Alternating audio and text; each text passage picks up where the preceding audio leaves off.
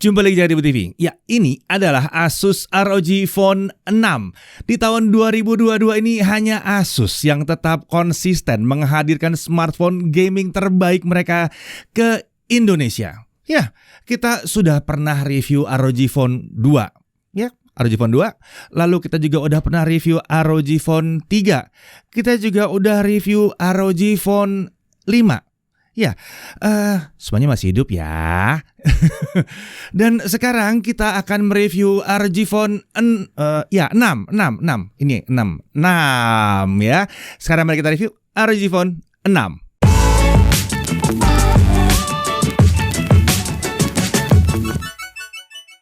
Ya, di tahun 2022 ini ROG Phone 6 hadir dengan dua model. Ada ROG Phone 6 series yang biasa dan ada ROG Phone 6 Pro ya. Untuk varian RAM dan storage-nya seperti ini ya. Untuk ROG Phone 6 itu ada yang 8GB 256GB. Jadi RAM 8, storage 256 dengan harga 10.999.000. Ya, akhirnya ya udah nggak pakai 128 lagi. Bener nih, 256 aja paling kecil ya. Lalu ada ROG Phone 6 yang RAM-nya 12GB dengan storage 256GB. Harganya 13.999.000. Dan nantinya akan ada ROG Phone 6 Pro 18GB RAM dengan storage 512GB. Harganya 18.999.000. Nah, perbedaan antara ROG Phone 6 dan ROG Phone 6 Pro itu hanya pada varian RAM storage dan ROG Vision yang hanya ada di varian Pro. Kalau yang Phone 6 biasa itu pakai lampu LED aja, bukan layar AMOLED ya. Oh, oke. Buat yang nanya yang 6D datang atau enggak? Ya, kita udah nanya dan kabarnya sih belum ada rencana untuk didatangkan resmi ke Indonesia. Oke. Unit yang di tangan kami ini adalah ROG Phone 6 yang standar, RAM 8GB dengan storage 256GB versi resmi Indonesia. Oke, kita lihat dulu isi boxnya. Pertama, tentu ada unit smartphone-nya, lalu ada chargernya, lalu ada bukan hang ya, seperti biasa, ada chargernya harus 3 kali. Kita harus mengapresiasi bahwa dia masih memberikan charger 65 watt. Lalu ada kabel USB Type-C to Type-C, ada aero case atau covernya, ada SIM card ejector, dan ada paket dokumen. Lalu ada kartu ROG yang fungsinya buat apa ya? Tapi katanya seperti gantungan nih untuk tas, karena ada lubang kecil seperti ini. Kalau kalian tahu fungsinya apa, tulis di kolom komentar ya. Oke, isi box ini terbilang lengkap dibandingkan flagship yang lain. Tahu kan yang mana ya? Yang menurut kami kurang tuh cuman hanya di screen protectornya aja yang nggak kepasang ya, dari pabrikannya nggak ada. Jadi kita harus beli sendiri seperti ini. Tersedia kok ya, tapi harus beli sendiri ya, terpisah. Oke, sisi belakangnya ini dari kaca dengan perlindungan Gorilla Glass 3 dengan frame aluminium ya. Opsi warnanya ada Phantom Black ini yang saya pegang di tangan, dan ada Storm White yang dari tadi saya pegang-pegang, lengkap dengan kunainya dan dengan cooler barunya ini. Untuk dimensi smartphone-nya aja di 173x77x10,3 mm dengan bobot 239 gram. Seperti biasa, ini bukan smartphone yang tipis dan ringan, ini adalah sebuah smartphone gaming. Wajar kalau tidak ringan. Hal yang menarik di sini adalah ROG Phone 6 sudah punya sertifikasi IPX4. Artinya dia udah tahan terhadap cipratan air atau kena hujan tipis-tipis masih oke lah, tapi jangan dicemplungin ke dalam air dengan sengaja atau mau dipakai buat bikin foto video dalam air. Jangan. Oke, sekarang kita lihat sisi bodinya ya. Di kanan ada tombol power, ada tombol volume, dan ada 2 buah tombol sentuh yang Asus sebut sebagai air trigger. Air trigger ini berfungsi layaknya tombol L1 dan R1 pada controller untuk gamepad ya. Kita dapat mengatur tingkat sensitivitasnya dan variasi gesturnya pada menu Game Genie. Di atas ini ada mikrofon, di kiri ada satu port USB-C 3.1. Iya, bukan 2.0, 3.1 ya. Bukan 2.0 ya. Lalu ada SIM tray dual SIM tanpa slot micro SD. Lalu di sisi bawah ada satu port USB-C 2.0. Nah, ini baru 2.0 ya. Dan ada headphone jack-nya. Iya, masih ada headphone jack. Ya, gaming smartphone sih sudah selayaknya masih ada headphone jack-nya. Di belakang ada 2 lampu LED. Lampu yang pertama itu ada tulisan kecil Dare to Play ya, yang ini nih ya.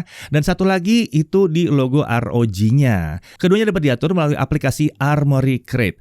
Di sisi belakang ini juga ada modul kamera beserta LED flash. Kameranya itu terdiri dari kamera utama 50 megapiksel, ini Sony IMX766 ya, bukan kaleng-kaleng juga, dengan rekaman video sampai dengan 8K 30 fps dan bisa juga juga ngerekam video sampai dengan 4K 120 fps. Ini luar biasa ya. Nah, sensor yang digunakan juga terbilang ini peningkatan signifikan dibanding pendahulunya. Jadi meskipun smartphone gaming, tapi kameranya bukan kaleng-kaleng. Ada kamera ultra wide 13 megapiksel dengan perekaman video sampai dengan 4K 30 fps. Ada kamera makro 5 megapiksel. Ya, untuk kamera makro ini sayangnya belum support perekaman video di aplikasi kamera bawaannya. Mungkin jarang kepake kamera makronya ntar ya. Nah, di sisi depan ada symmetrical dual front facing stereo speakers. Iya, kami udah sampai bosen nih ngomong di setiap review ROG. Kalau kalian cari smartphone resmi Indonesia yang speakernya terbaik ya, ROG Phone ini ya mantap terbaik karena yang ngadep ke kita speakernya. Bezel atas bawahnya ini penting banget untuk tetap tebal ya, terutama untuk smartphone gaming. Jadi jangan protes. Kenapa bezelnya tebal? Ya karena untuk dipegang. Dan tentunya buat tempat speakernya tadi. Kemudian bezel ini juga untuk meminimalkan kejadian layar nggak sengaja tersentuh oleh tangan kita saat kita lagi gaming. Di bezel atas juga terdapat kamera selfie 12 megapiksel dengan perekaman video. Wah, walaupun cuma 12 megapiksel, dia bisa 4K 30 fps dan 1080p 60 fps. Tuh kan bisa 60 fps kan ya. Nah, ada di sini. Flagship itu memang minimal selfie-nya 4K itu paling nggak 1080p 60 fps ya. Selain kamera selfie, di bezel ini juga ada benda langka untuk smartphone flagship, yaitu ada LED notifikasi. Masih ada nih di ROG Phone 6. Dari segi layar sendiri memang nggak terlalu banyak upgrade dari pendahulunya, tetapi dia tetap jadi salah satu layar terbaik untuk gaming. Peningkatannya ada di refresh rate yang naik dari 144Hz ke 165Hz. Dan touch sampling rate-nya naik dari 300Hz saja jadi 720Hz. Jadi layarnya ini terasanya mulus dan responsif. Tapi perlu kalian ketahui, saat pertama menyalakan, setting refresh rate itu ada di auto. Jadi refresh rate-nya akan berubah tergantung aplikasi.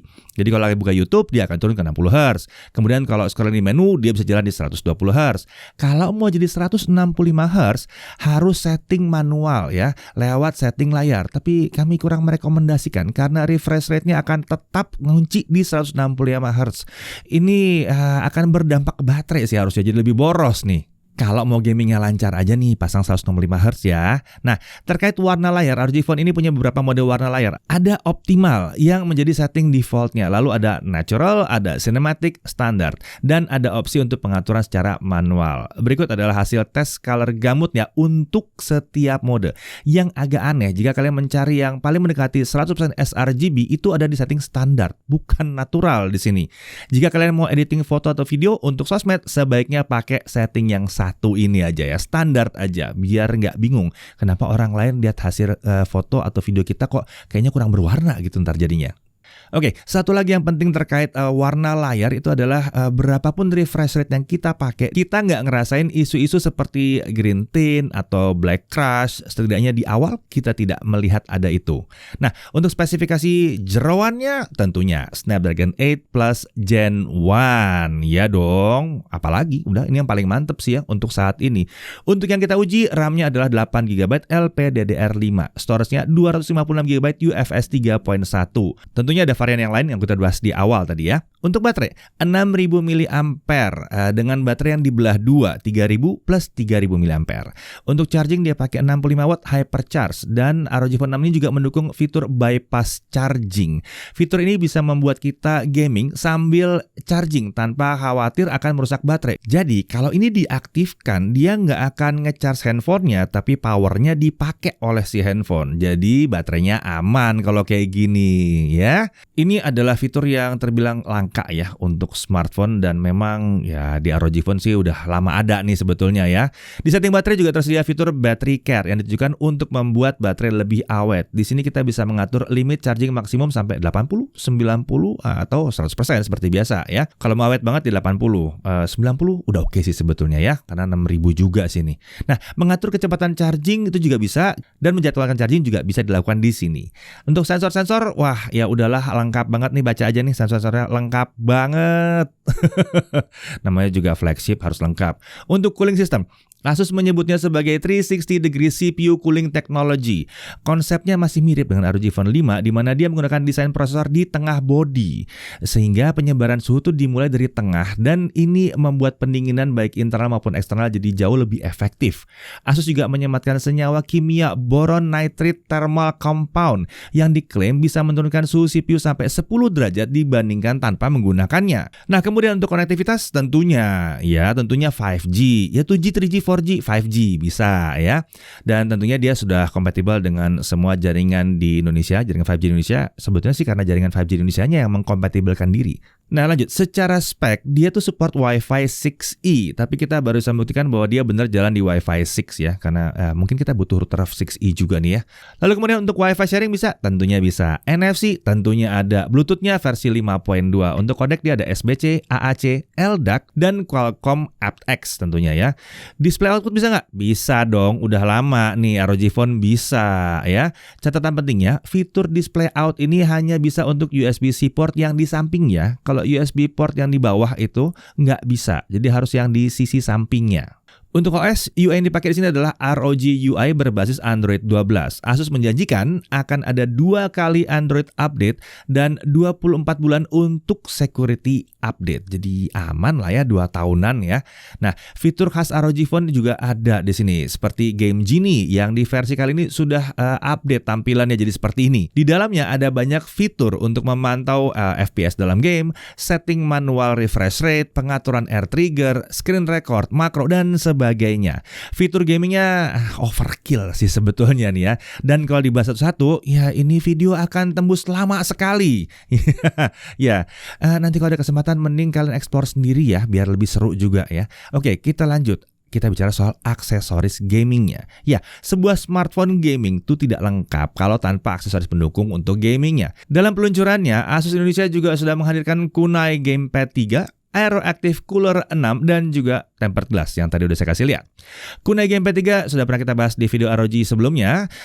Fungsi dan fiturnya itu secara mendasar mirip-mirip aja. Bedanya Kunai Gamepad yang ini hadir dengan varian warna putih. Seperti kalian bisa lihat di depan saya, putih. Keren ya? Sementara tempered glass nggak perlu dibahas ya. Oleh karena itu pembahasannya kita fokus ke Aeroactive Cooler 6 yang baru ini. Nah, cooler ini perlu dibahas secara khusus karena memang sangat menarik. Asus akhirnya mengupgrade teknologi Aeroactive Coolernya dari yang tadinya cuma kipas biasa, sekarang sudah pakai Thermoelectric Cooler atau TEC atau Peltier kalau kalian taunya Peltier ya. Nah, hal yang spesial dari cooler ini adalah kita bisa menggunakannya tanpa pakai charger ekstra. Nah, biasanya kan kalau udah pakai thermoelectric cooler itu harus pakai charger lagi ya. Jadi nggak enak juga main pakai smartphone ada kabel menjuntai di situ.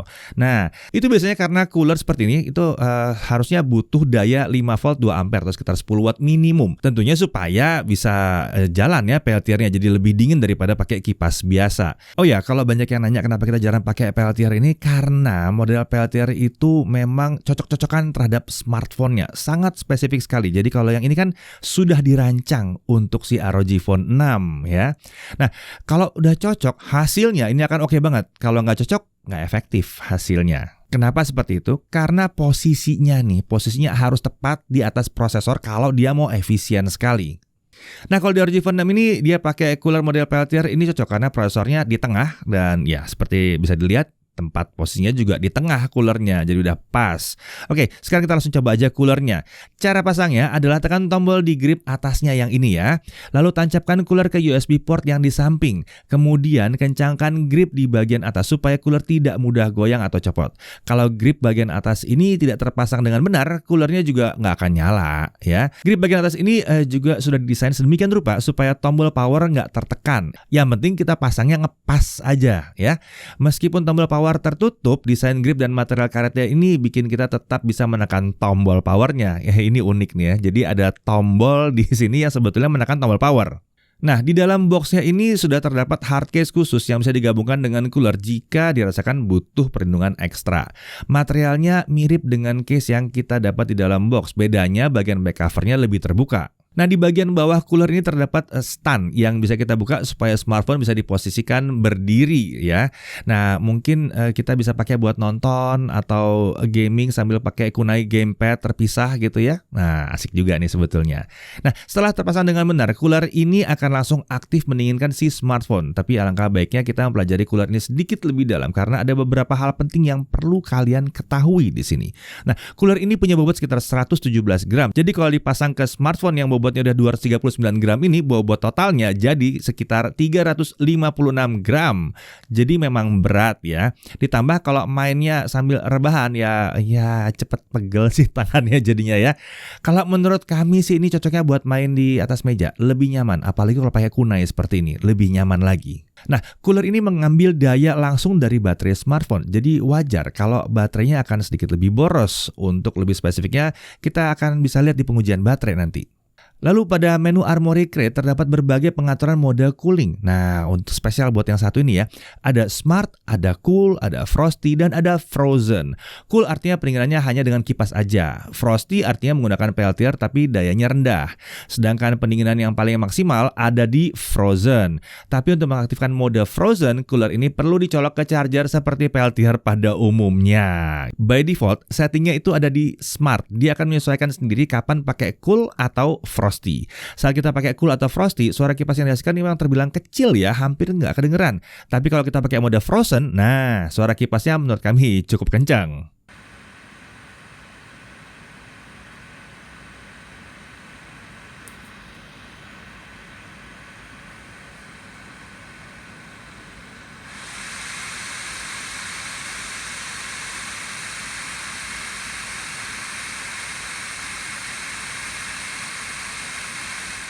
Aeroactive Cooler 6 ini juga membuka mode performa sistem X Mode Plus. Jadi, teoritis performa ROG Phone 6 ini akan digas lebih kencang lagi jika cooler ini terpasang. Tanpa cooler ini, mode performanya maksimum cuma sampai X Mode aja. Jika dibutuhkan, di cooler ini juga terdapat 4 tombol ekstra yang bisa kita gunakan layaknya tombol L2 dan R2 pada controller. Jadi kalau digabung dengan 2 buah air trigger yang ada di frame smartphone-nya, nah total kita bisa punya 6 tombol ekstra. Yang sejujurnya kami juga bingung ya, tombol sebanyak ini buat apa dipakainya ya. Kalau menurut kalian 6 tombol ekstra ini buat apa aja? Tulis di kolom komentar ya. Nah, perhatikan ya, cooler ini hanya dirancang khusus untuk ROG Phone 6. Cooler ini tidak bisa aktif kalau tidak terhubung ke side mounted USB port yang ada di ROG Phone 6. Kita juga udah iseng sih nyobain apakah bisa ke ROG Phone sebelumnya, dan ternyata di ROG Phone 5 bisa, tapi ROG Phone 3 dan 2 tidak bisa. Oke, apakah kita bisa menggabungkan Aeroactive Cooler 6 ini dengan fitur bypass charging supaya kita bisa gaming tanpa mikirin suhu dan baterai? Nah, jawabannya ternyata adalah bisa. Udah dipikirin nih sama Asus nih. Tinggal colok kabel charger ke USB-C yang ada di coolernya ini, lalu kita masuk ke Game Genie dan aktifkan bypass charging. Beres. Oke, sekarang mari kita tes sekilas untuk melihat seberapa dingin cooler yang satu ini. Kita aktifkan 5 menit, lalu kita copot dan langsung kita lihat suhu permukaan coolernya. Untuk Frosty, 5 menit suhu terdingin ada di 22 derajat Celcius. Sementara untuk Frozen, selama 5 menit suhu terdingin ada di 21 derajat Celcius.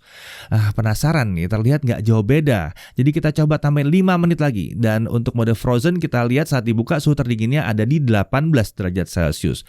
Ini udah cukup dingin, tapi bukan peltier paling dingin yang pernah kami coba. Oke, sekarang kita masuk ke pengujian performance-nya. Kita benchmark dulu ya. Nah, ROG Phone ini mengenal aplikasi benchmark. Jadi saat masuk ke app, dia akan otomatis mengaktifkan X Mode untuk mengeluarkan potensi performa tertingginya. Sekalian kita juga mau lihatlah efektivitas si Aeroactive Cooler 6 dalam kondisi Frosty dan Frozen. Kita coba dulu dari Antutu 9. Ada peningkatan ketika pakai cooler, tapi terbilang kecil ya. Tanpa cooler aja udah 1,1 jutaan skornya. Kenceng parah ini memang ya. Lalu Geekbench 5. Ternyata pakai cooler atau tidak, di sini kok jadinya mirip-mirip aja ya. GFX Bench Car Chase Offscreen 1080p. Lagi-lagi hasilnya sama-sama aja. 3D Mark Slingshot Extreme Unlimited Graphics Score. Hasilnya juga mirip-mirip aja. Perbedaannya nggak terlalu signifikan. Lalu kita pindah ke 3D Mark Wildlife Stress Test. Dan saat pakai cooler stability-nya naik jadi 99%. Baik di mode Frosty maupun Frozen. Ya nggak kalah keren. Tanpa cooler justru sebenarnya udah 96% juga sih. Ini gila nih performanya kencang bener dan bisa stabil banget di sini ya. Nah, untuk CPU throttling test selama 30 menit tanpa cooler udah cukup stabil. Tidak terjadi gejala throttling yang parah. Lalu kalau pakai cooler dia naik sedikit. Sedikit berharap yang Frozen bisa dapat 100%, tapi ya skor segini udah oke banget sih. Jarang ada yang bisa juga sih sebenarnya. Dari semua benchmark ini kesimpulannya adalah ini adalah smartphone dengan performa yang monster dan konsisten stabil. Kalau smartphone gaming kayak gini thermal limitnya memang lebih tinggi nih harusnya ya. Dan performanya bisa digas gila-gilaan. Hebatnya performa tinggi ini bisa dipertahankan sangat lama. Wah, walaupun tanpa cooler. Nah, untuk X-Mode Plus dan Aero Active Cooler 6 ini memang bisa memberikan kenaikan skor, tapi terbilang minim, paling nggak di dalam benchmark. Oke, sekarang kita tes gaming. Untuk tes gaming tentunya X-Mode kita hidupkan supaya performa gamingnya maksimal. Dan kita lihat Genshin Impact dulu, versi 3.1 ya. Settingnya highest 60 fps. Kita tes traveling 30 menit seperti biasa dan hasilnya kita bisa mendapatkan average frame rate di 57 fps. Ini rata-rata, ini luar biasa untuk sebuah smartphone. Untuk lebih detailnya kalian bisa lihat di grafik frame rate berikut ini. Secara garis besar, fluktuasi frame rate-nya ada di kisaran 55 sampai 60 fps. Frame drop sesekali ada di beberapa bagian aja, tapi serendah-rendahnya masih di 40-an fps. Dalam kondisi smartphone-nya masih hangat, langsung kita hajar tes battle. Dan di battle dengan efek visual yang keluar di sana sini, dia masih bisa frame drop ke 45 fps, tapi cuma sesekali aja. Frame rate-nya masih lebih sering di kisaran 50-an fps. Kita tes satu kali lagi, tapi sekarang pakai Aero Active Cooler di mode Frosty alias tanpa charger ya di sini ya. Kita melihat bagaimana konsumsi baterainya juga. Dari segi frame rate ternyata mirip-mirip aja. Penggunaan cooler ini tidak memberikan peningkatan frame rate yang signifikan banget. Jadi kesimpulannya si ROG Phone 6 ini adalah smartphone Android terbaik untuk Genshin Impact yang pernah kami coba tahun ini. Layaknya dapat ranking S nih, apa S plus ya mungkin ya. S dulu ya. Andai saja performa bisa sedikit lebih stabil lagi, mungkin kita bisa ranking SS lah ya, SS mungkin ya. Sepertinya kita masih harus nunggu tahun depan mungkin ya, supaya Genshin Impact-nya dapat 60-an FPS yang rata. Atau sampai Genshin Impact-nya naikin ke 90 atau 120 ya. Nah, bagaimana dengan kakaknya kalau kita pakai Honkai Impact 3? Settingannya max plus FPS kita setel di 90. Menarik ya, di sini tersedia setting FPS di 90. Nggak semua smartphone itu terbuka setting ini. Meskipun flagship sekalipun nggak semua terbuka. Tapi kalau di ROG Phone 6 ini bisa. Lumayan menantang di sini ya. Kalau Genshin kan ke limit di 60, ini udah ada 90-nya. Kita tes di stage post Honkai Odyssey 2. Dan frame rate-nya kita lihat ada di 70 sampai 80 fps saat lagi traveling. Dan kalau battle bisa di kisaran 50 sampai 60 fps. Smartphone lain sih boro-boro 60 atau 50 fps. 30 aja susah nih biasanya ya. Nah, ROG Phone 6 ini adalah smartphone Android dengan performa game Honkai Impact terbaik juga yang bisa kalian beli saat ini sepertinya ya. Oke, kita lanjut ke Modern Warship. Settingnya Ultra plus semua efek nyala plus 120 fps. Nah, di game ini kita bisa menghajar si ROG Phone 6 lebih lagi nih. Kita bisa dapetin 120 fps lancar di awal perang. Setelah rame dia drop ke kisaran bukan 60-an tapi ke 100-an fps. Oke banget sih ini ya. Keren banget, keren. Lanjut ke Apex Legends. Setting maksimum yang kita dapat di sini adalah Extreme HD plus Ultra atau Original plus Normal di sini. Kita juga mainkan di setting Extreme HD plus Ultra dan kita bisa dapetin 60 fps lancar tanpa frame drop yang mengganggu. Kita tes sampai 3 match juga ya nggak bergeming. Ya, dan karena ini game shooter, kita bisa manfaatkan air trigger di sini supaya mencet tombolnya jadi lebih nyaman juga. Selanjutnya untuk PUBG kita kasih lihat setting yang terbuka aja ya. Di sini di HDR Extreme smooth 90 fps nih ada. Lanjut ke Mobile Legends. Setting yang terbuka di sini cuma di grafik ultra dengan refresh rate di high yang artinya 60 fps. Sayangnya belum dikasih lebih tinggi lagi nih. Mungkin dengan update nanti akan bisa lebih tinggi lagi ya. Kita juga cek game League of Legends. Setting maksimumnya terbuka seperti ini ya. Mantap nih, 120 fps kalau yang di game 1 ini. Nah, untuk game-game lain yang bisa jalan di atas 60 fps kalian tinggal cek di Armoury Crate aja. Asus sudah menyediakan list gamenya. Memang baru Asus aja sih yang ngurusin sebanyak ini game yang bisa kompatibel di atas 60 fps.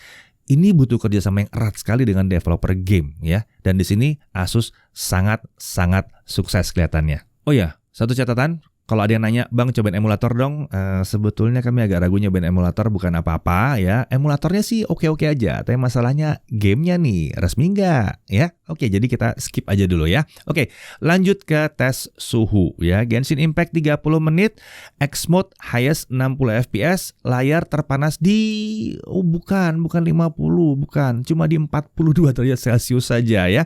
Bodi belakang terpanas di 41 derajat Celcius saja. Nah, di sisi frame terpanas di 47 derajat Celcius. Yang unik di sini sisi terpanasnya bukan di layar, bukan di bodi belakang, tapi di frame ya, di bagian tengah.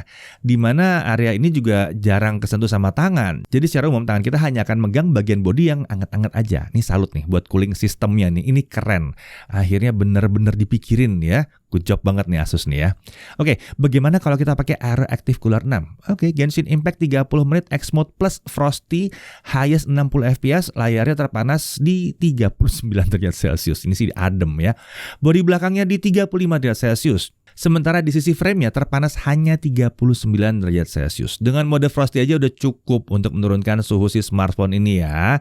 Dan meskipun ROG Phone 6 ini sudah tidak sepanas pendahulunya, pemakaian cooler ekstra ketika gaming berat tetap aja kami sarankan.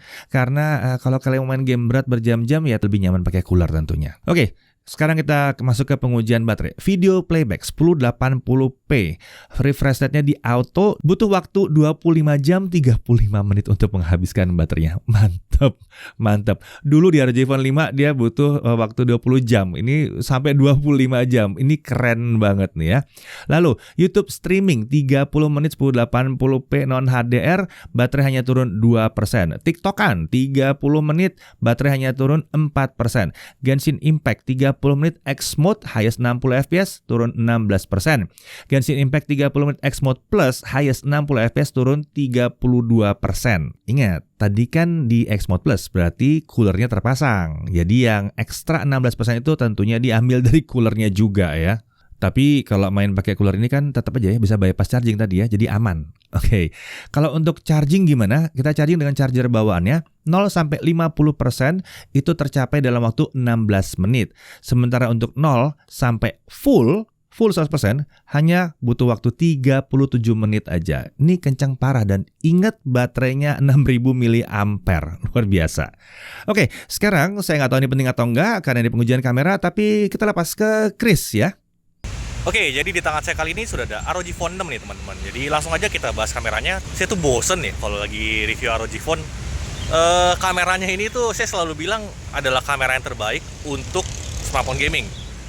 Cuman Asus nih yang kalau bikin smartphone gaming kameranya tuh nggak cuma asal ada aja. Udah gitu juga, ini sekarang kameranya bisa 4K video di hampir semua kameranya. Termasuk selfie ini nih. Yang lagi kalian lihat ini adalah video selfie-nya saya rekam di 4K 30 fps. Ini baru flagship nih, bisa 4K. Nice. Kebetulan saya juga masih pakai ROG Phone 5 dan saya akan coba bandingin beberapa hasil kameranya ya. Kita lihat selfie-nya dulu. Ini sih gokil ya. Upgrade-nya terasa sekali di kamera selfie-nya. Skin tone saya lebih suka. Detail juga beda ya, karena ROG Phone 5 itu mentok di 1080p aja. Dan yang paling terlihat bedanya itu di dynamic range-nya ya. Jauh banget sih. Coba aja bandingin background-nya deh. ROG Phone 6 ini masih bisa mengekspos area highlight dan wajah saya dengan baik. Ini keren banget. Stabilisasi video selfie juga aman ya, 4K-nya stabil, cuma memang dia cropping-nya berasa ya, jadi gambar akan lebih ngezoom, wajah jadi deket banget kelihatannya kan.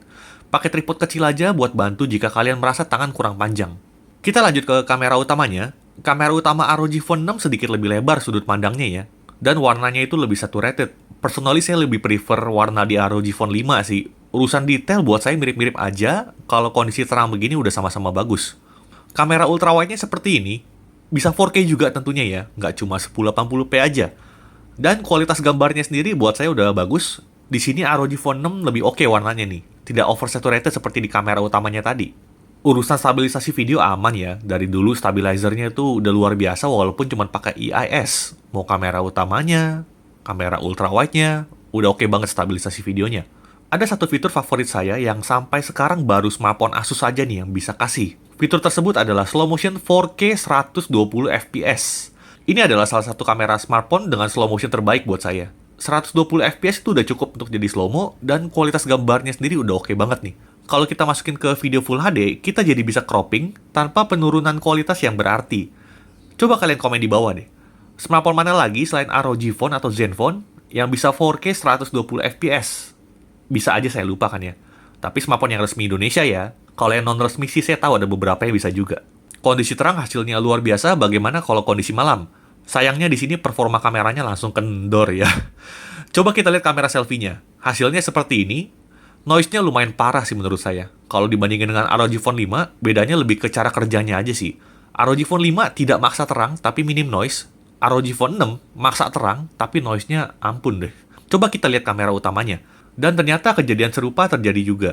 Memang sih ada informasi lebih yang ditangkap di ROG Phone 6, tapi saya pribadi lebih memilih cara kerjanya si ROG Phone 5. Minim noise, gelapnya natural, nggak perlu maksa harus terang.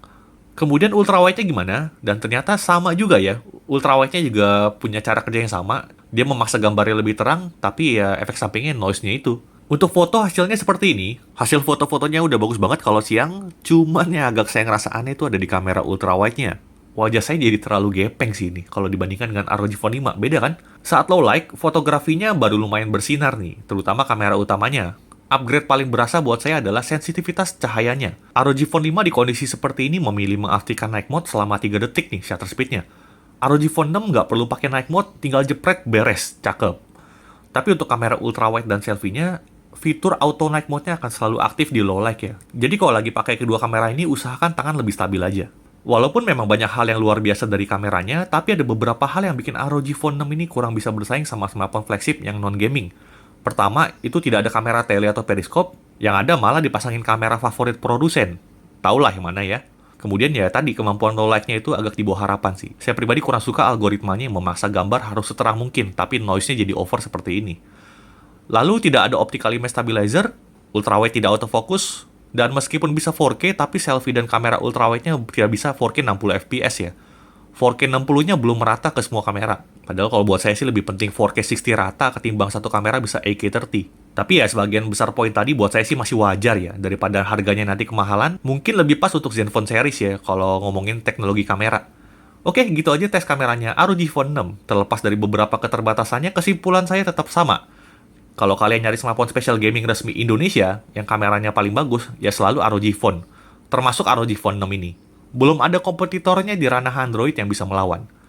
Oke, kita lanjut lagi. Oh, kalau soal harga udah disebut di depan tadi ya. Dan kalau mau lihat detail-detail penjualan dan harga lebih detail lagi, lebih gampang dilihat, cek di kolom deskripsi aja ya. Oke, kita mesti bahas hal yang perlu diperhatikan sekarang. Pertama, suhu memang sudah jauh lebih adem dibandingkan pendahulunya, tapi kalau dibandingkan dengan smartphone non-gaming, mungkin untuk sebagian dari kalian akan tetap merasa ini agak anget ya. Terutama buat kalian yang baru pertama kali upgrade ke smartphone gaming. Namanya juga smartphone gaming harus agak anget dikit sih biasanya, karena performanya mau dikeluarkan semuanya ya. Lalu, bodinya berat. Kalau kalian nyari smartphone dengan bodi ringan, jelas ini bukan yang kalian cari. Tapi lagi-lagi, cooler yang masif itu dibutuhkan di sini dan baterai yang besar, 6000 mAh itu sudah ada dalam sini ya. Lalu kameranya ini ya memang bukan untuk diadu dengan kamera kelas flagship smartphone yang non-gaming, apalagi yang fokus banget ke kamera. Tapi ya ini juga bukan kamera mid-end ya. Lalu kalau terkait desain ini masalah selera ya, sebagian akan suka banget, mungkin ada yang kurang cocok karena terlalu gaming mungkin rasanya. Ya itu selera aja, tapi ya mesti diperhatikan bahwa bentuknya memang begini.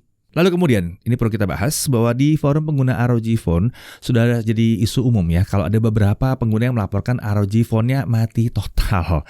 Alias ya ada banyak keluhan-keluhan mengenai service center yang lama proses perbaikannya. Hal ini sudah kita sampaikan ke pihak Asus dan jawaban dari mereka adalah mereka akan terus meningkatkan layanan service center mereka. Untuk pengguna yang mengklaim masalah itu harusnya akan mendapat perpanjangan garansi juga. Dan ya seharusnya dengan yang baru ini harusnya lebih baik ya. Apalagi SoC-nya juga udah lebih mumpuni nih yang satu ini. Kemudian terkait Aero Active Cooler 6 menurut kami adalah solusi yang keren. Tapi ada beberapa komplain kecil aja dari kami, yaitu kita tidak bisa lagi menggunakan headphone jack lewat coolernya ini. Kalau yang versi lama tersedia 2 lubang, satu jack audio dan satu USB-C. Jadi kita bisa gaming sambil bypass charging sambil pakai headset. Kalau di Aero Active Cooler 6 ini sayangnya nggak bisa nih. Kemudian meskipun sudah efektif mendinginkan, ini bukan cooler Peltier yang paling dingin yang pernah kami tes. Tapi mungkin versi Asus ini sudah sangat mencukupi. Dan kalau terkait di Aero Active Cooler tentunya ya, Sayangnya yang satu ini hanya untuk ROG Phone 6 dan 5. 5 juga bisa, bukan untuk smartphone lain. Oke, dari sisi kelebihannya, ya jelas performa smartphone Android paling kencang yang kalian bisa beli tahun 2022 ini, atau setidaknya sampai video ini dibuat. Ya, ini yang paling kencang dan yang paling penting adalah yang paling konsisten, paling stabil ya. Tanpa cooler kencangnya juga udah tahan lama. Pakai cooler lebih mantap lagi. Kemudian varian storage yang paling dasar aja, yang paling basic itu 256 GB. Iya, emang harus begitu ya. Lalu speakernya, wah ini paling keren sih speakernya. Ini keren, selalu keren dan ini bukan pengecualian. Ya, walaupun udah pakai IPX4, speakernya tetap bagus ya. Headphone jack masih ada di sini. Layar AMOLED-nya ini luar biasa mulus dan luar biasa responsif. Fitur gamingnya overkill, udah overkill levelnya ya. Bukan banyak lagi, udah overkill. Banyak game yang udah bisa jalan di 60 FPS juga di sini. Bahkan jumlah game yang mendukung itu adalah yang terbanyak sampai saat ini. Kalau ada yang belum, kemungkinan besar nanti akan mendukung juga ya. Asus bahkan sudah naruh daftar gamenya di dalam Armoury Crate juga. Lalu chargingnya ini luar biasa cepat untuk baterai 6000 mAh. Kemudian bicara soal charging, dia punya fitur bypass charging. Jadi bisa dicolok ke listrik tanpa harus nge-charge baterainya. Aman dipakai gaming lama-lama juga ya. Dia punya side mounted USB-C yang udah USB 3.1 bukan 2.0 ya. 3.1. Support display output jelas ya. Aksesoris pendukungnya juga keren-keren. Bahkan sudah ada kunai warna putih sekarang. Air trigger, ya tentu klasik ada air triggernya. Lalu konektivitas termasuk yang lengkap banget ya. 5G-nya juga lengkap. Kameranya terbaik untuk kategori smartphone gaming juga ya. Untuk LED notifikasi masih ada di sini. Dan tadi seperti dibahas dia punya IPX4. Ya, smartphone gaming punya IPX4. Jadi tahanlah kalau kena hujan-hujan cipratan dikit-dikit. Ya, jadi kesimpulan akhirnya, gak usah panjang-panjang deh. Ini tadi yang kalian tonton adalah review dari ROG Phone 6. Sebuah smartphone gaming Android yang sepertinya belum ada lawannya untuk tahun 2022 ini. Saya Deddy Irfan, jaga DBTV.